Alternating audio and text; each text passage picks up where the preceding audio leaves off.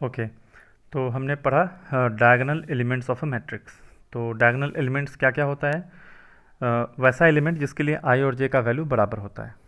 तो यहाँ पे मैं डेफिनेशन भी लिख देता हूँ, ठीक है। Diagonal elements are those elements, diagonal elements are those elements for which I is equal to j, ठीक है। तो इसको डायगोनल एलिमेंट्स बोलते हैं।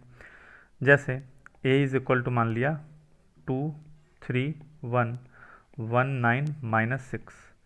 तो यहाँ पे इसमें डायगोनल एलिमेंट्स कौन कौन हो जाएगा? इसमें जो डायगोनल एलिमेंट्स होगा वो होगा एक तो 2 और एक 9। 2 हो जाएगा, 9 हो जाएगा, because 2 is A11 and 9 is A22, ठीक है। अब उसके बाद there is something called principal diagonal और लीडिंग डायगोनल। प्रिंसिपल डायगोनल और leading diagonal of a matrix, ठीक है। किसी मैट्रिक्स का प्रिंसिपल डायगोनल और लीडिंग डायगोनल क्या होता है वो समझते हैं। तो इसमें लिखता हूँ द लाइन along which, ठीक है, the line along which diagonal elements the line along which diagonal elements of a matrix lie is called principal diagonal, ठीक है। इसी को लीडिंग डायगोनल भी बोलते हैं, प्रिंसिपल और लीडिंग। जैसे मैंने जो दो एग्जांपल्स दिया, जैसे ये वाला पिछला एग्जांपल, तो इसमें ये 3 3 -9 को मिला के एक लाइन बना दो, तो इस लाइन को बोलेंगे डायगोनल ऑफ दिस मैट्रिक्स। यहाँ पे 2 और 9 को मिला दो, तो ये जो लाइन बनेगा इसको बोलेंगे डायगोनल ऑफ मैट्रिक्स, ठीक है। अब जब डायगोनल तुमने पढ़ ही लिया, तो यहाँ पे ट्रेस ऑफ अ मैट्रिक्स भी बता देता हूँ। Trace of a matrix, trace क्या होता है कि the sum of all diagonal entries. अच्छा, मैट्रिक्स के केस में उसके एलिमेंट को ही एंट्री भी बोलते हैं। तो एंट्रीज मतलब एलिमेंट्स, ठीक है। एंट्रीज लिख लेना कि इसको किसको बोलते हैं? एलिमेंट्स को बोलते हैं। The sum of all diagonal entries is called trace of matrix. तो जैसे मान लो एक मैट्रिक्स हमने माना -1 3 2 4 5 6, तो इसका ट्रेस क्या हो जाएगा? -1 + 4 यानी 3 हो जाएगा, समझ रहे हो? तो ये -1 एंड ये 4, इन दोनों को जोड़ दिया, यही दोनों डायगोनल एलिमेंट्स हैं, तो ये दोनों को जोड़ने से कितना आ रहा है? 3 आ रहा है। तो ये जो चीज़ मैंने पढ़ाया डायगोनल एलिमेंट, उसके बाद पढ़ाया प्रिंसिपल डायगोनल एंड ट्रेस, ये टाइप्स ऑफ मैट्रिसेस नहीं था। टाइप्स तो हम फोर्थ टाइप पढ़ रहे थे, फिर उसमें रेक्टेंगुलर बताया। अब नेक्स्ट टाइप ऑफ मैट्रिक्स पे आते हैं। नेक्स्ट टाइप ऑफ मैट्रिक्स जो है फिफ्थ अपना, वो है डायगोनल मैट्रिक्स। अब ये टाइप समझने के लिए आपको वो सब जानना ज़रूरी था कि डायगोनल क्या होता है, डायगोनल एलिमेंट्स क्या होता है। अब ये डायगोनल मैट्रिक्स समझते हैं। तो देखो डायगोनल मैट्रिक्स किसको बोलते हैं? Let A is equal to Aij m/n be a matrix. मान लिया एक मैट्रिक्स है m/n ऑर्डर का। Then if every non diagonal element, अगर every non diagonal element is zero, अगर इसका सारा नॉन डायगोनल एलिमेंट ज़ीरो है, then matrix is called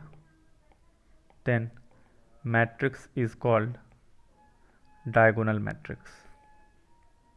matrix is called diagonal matrix. ध्यान से पढ़ो क्या लिखा मैंने, every non diagonal element is zero.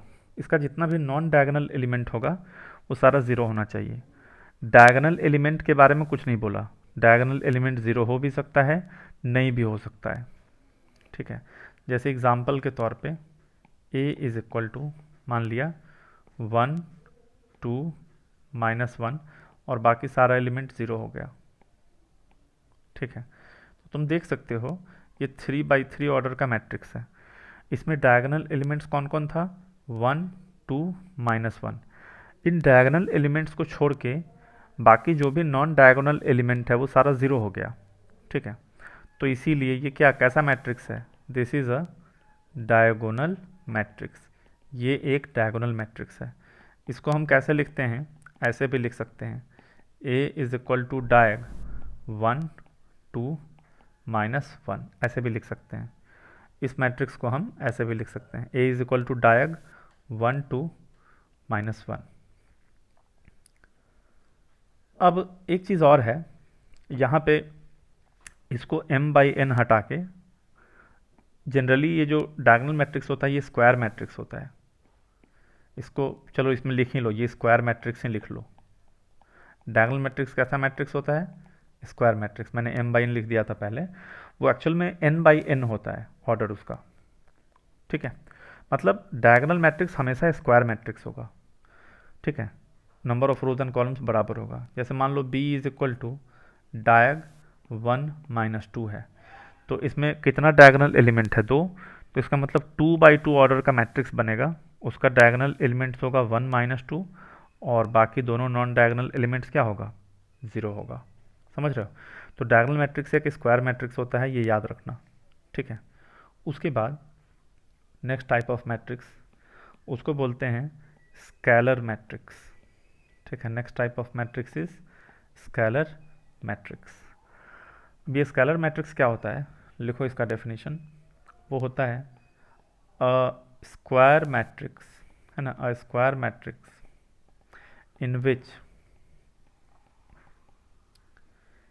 each non-diagonal element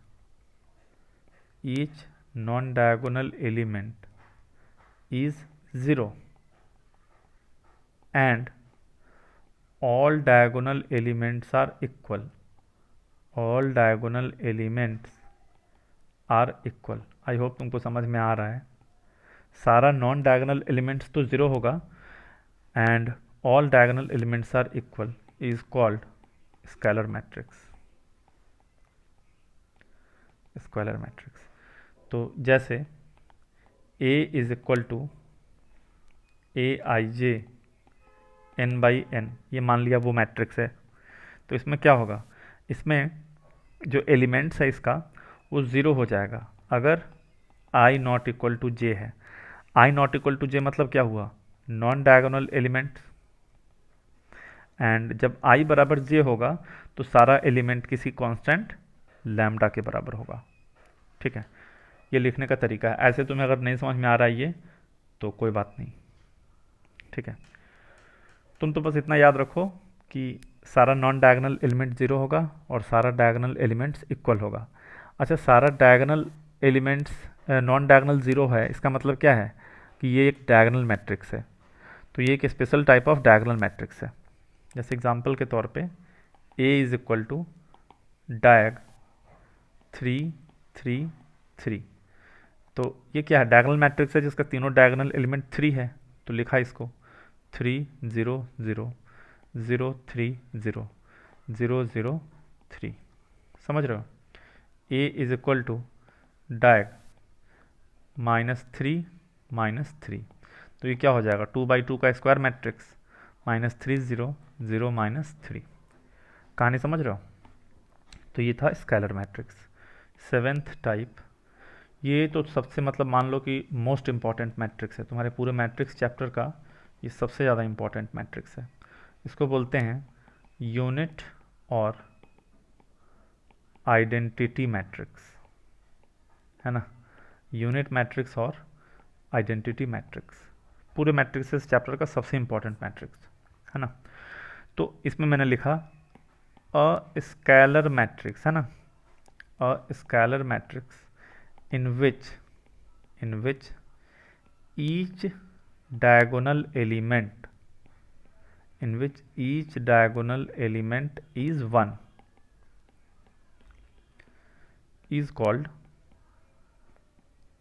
is called unit or identity matrix, is called unit और identity matrix। अब उसमें unit matrix of order n है ना, is denoted by unit matrix of order n is denoted by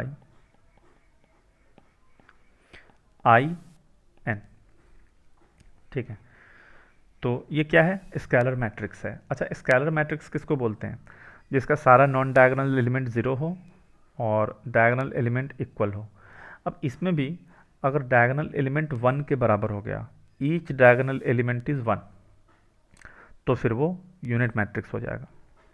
जैसे मैं example के तौर पे I2 लिखता हूँ, तो क्या हो गया, ये हो गया आइडेंटिटी मैट्रिक्स है ना, आइडेंटिटी मैट्रिक्स ऑफ ऑर्डर 2।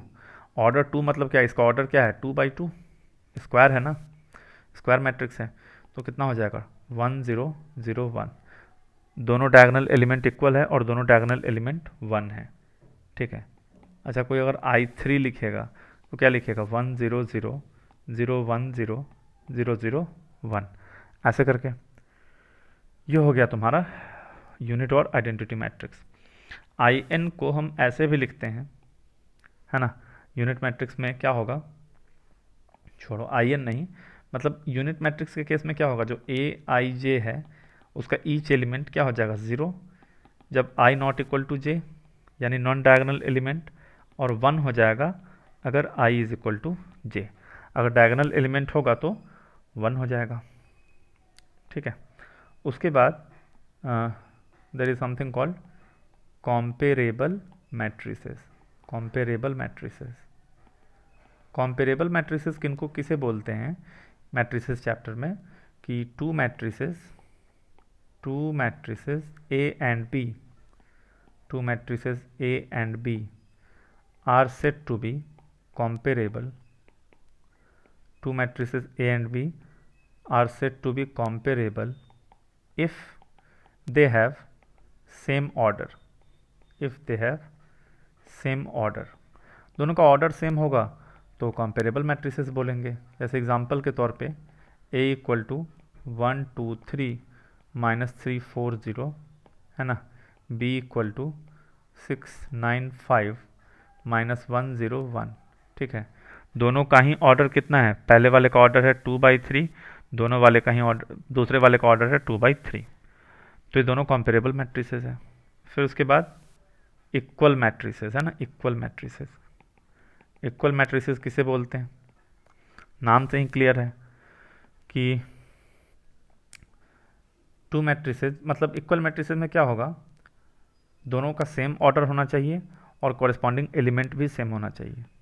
तो to matrices A and B, to matrices A and B are said to be equal, are said to be equal if they have same order, if they have same order, ये तो पहला condition है कि भाई दोनों का order तो same होना चाहिए, if they have same order and their corresponding elements,